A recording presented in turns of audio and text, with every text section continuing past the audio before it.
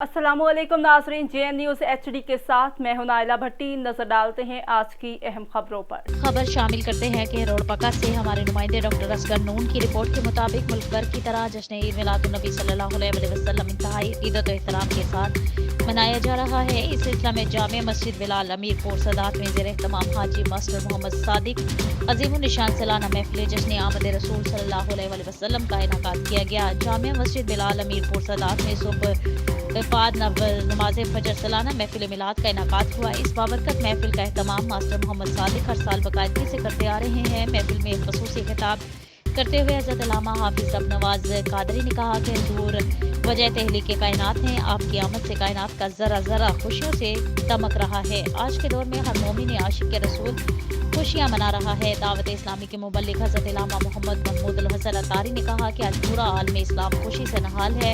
फिजा जश्न आमद रसूल के पुरनूर नारों से गूंज रही है। महफिल में मारूफ नाज़मान हजरात ने हदिया पेश किया।